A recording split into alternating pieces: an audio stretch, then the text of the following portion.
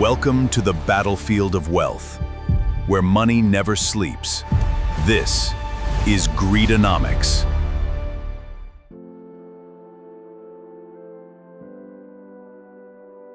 Imagine if a government created a fund to help its poorest citizens, but instead, billions of dollars quietly disappeared. Not millions. Billions. The stolen money didn't just vanish into offshore accounts.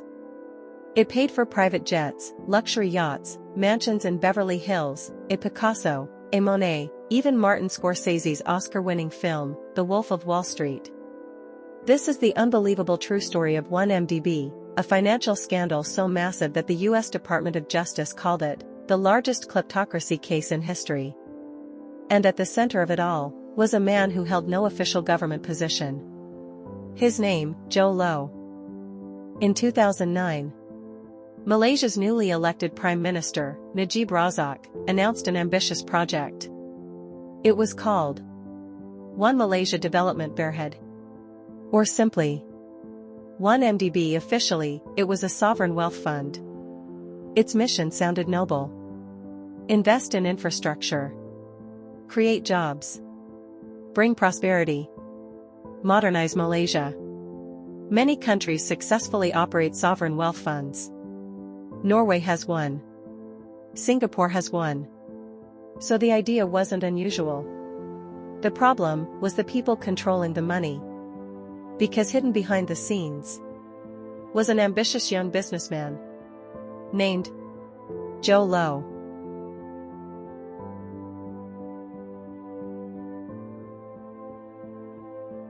Jho Low never held public office.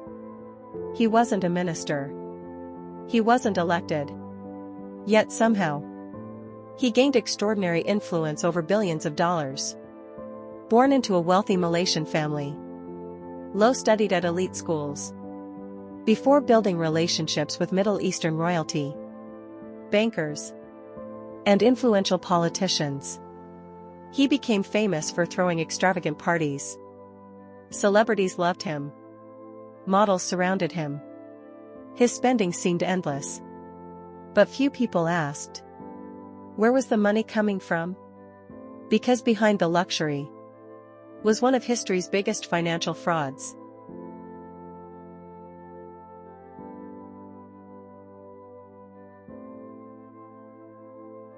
Here's where the story becomes almost unbelievable. 1MDB borrowed enormous amounts of money. Instead of funding national projects, large portions were secretly diverted through a maze of shell companies, fake investment funds, and offshore bank accounts. Money crossed countries within hours.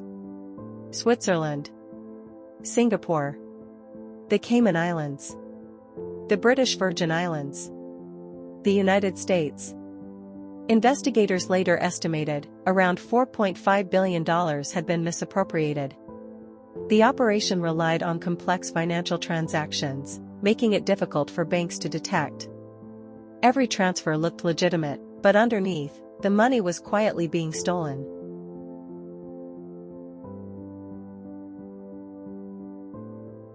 The stolen money didn't stay hidden. It entered Hollywood.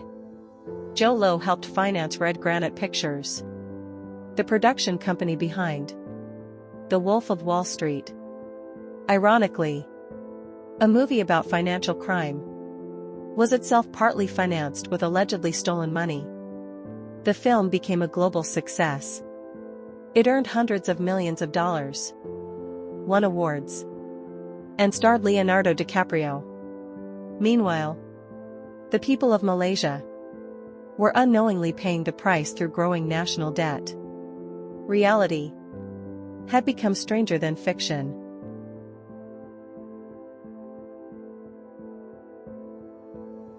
The spending became almost impossible to believe. Authorities say the stolen money purchased a $250 million superyacht, private jets, luxury penthouses, mansions in New York and Los Angeles, rare diamonds, Picasso paintings, Monet artwork, jewelry worth millions, even extravagant gifts for celebrities and friends. For years, Jho Low appeared untouchable. Until investigators around the world started connecting the dots.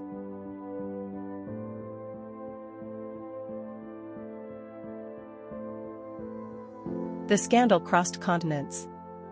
Authorities in the United States, Singapore, Switzerland, Luxembourg, and several other countries launched investigations. Banks faced enormous penalties.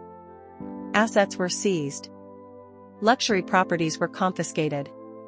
The U.S. Department of Justice filed one of the largest asset recovery cases in its history. Former Malaysian Prime Minister Najib Razak was prosecuted in Malaysia and ultimately convicted in several corruption-related cases connected to the scandal. Jho Low, however, managed to disappear. To this day, his exact whereabouts remain publicly unknown. He remains a wanted fugitive in connection with the scandal.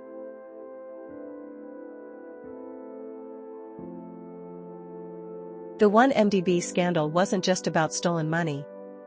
It exposed weaknesses in the global financial system.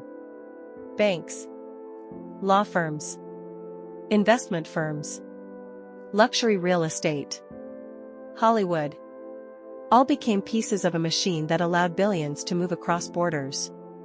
It proved that corruption, when combined with global finance, can reach almost every corner of the world. And perhaps the most unbelievable part is that the man accused of orchestrating it all is still missing. Somewhere, Jho Low remains one of the world's most famous fugitives. The $4.5 billion mystery is far from over. If you enjoyed this documentary, subscribe for more deep dives into history's biggest corporate frauds, financial scandals, and billion-dollar deceptions. Because sometimes, the greatest crimes aren't committed with guns. They're committed with signatures and spreadsheets.